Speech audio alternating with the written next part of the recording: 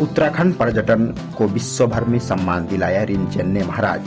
धर्मस्व मंत्री ने साधना ध्यान उपवन रुद्र समति गलसल किया उद्घाटन। बैनगुंगा रिंचन ने केवल भारत में ही नहीं बल्कि Europe, Nepal, Taiwan, Singapore, Malaysia, Sri Lanka जैसे अनेक देशों में जाकर बुद्ध धर्म का प्रचार प्रसार करने के साथ साथ उत्तराखंड की संस्कृति, शांति और आध्यात्मिकता का भी वैश्विक स्तर पर परिचय करवाया। प्रिय साथियों नमस्कार। उक्त बात प्रदेश के पर्यटन, लोक निर्माण, सिंचाई, पंचायती राज, ग्रामीण निर्माण, जलागम, धर्मस्व एवं संस्कृति मंत्री सतपाल महाराज ने गुरुवार को जनपद नैनीताल के चौरसा स्थित साधना ध्यान उपवन के उद्घाटन समारोह में बतौर मुख्य अतिथि के अपने संबोधन में कही। उन्होंने कहा कि आज का यह आयोजन केवल एक भवन के लोकार्पण का ही नहीं बल्कि यह एक आध्यात्मिक संकल्प, निस्वार्थ सेवा और समर्पण का भी एक भावना उत्सव है।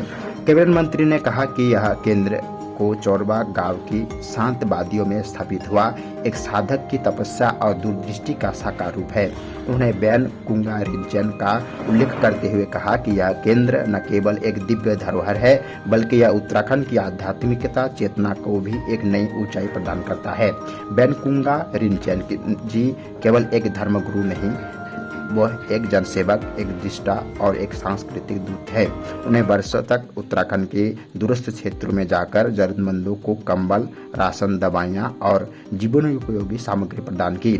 उनके द्वारा स्थापित रत्न एवं ज्ञान चैरिटेबल ट्रस्ट उसके अनेक प्रमाण प्रस्तुत करता है। श्री महाराज जी ने बताया कि बैनगुंगा रिंचन ने वर्ष 2008 से अब से देहरादून स्थित सक्सा सेंटर, रायपुर रोड और प्रधानाचार्य थे, तभी से पर्यावरण संरक्षण के प्रति अपनी गहरी प्रतिबद्धता दिखाई है।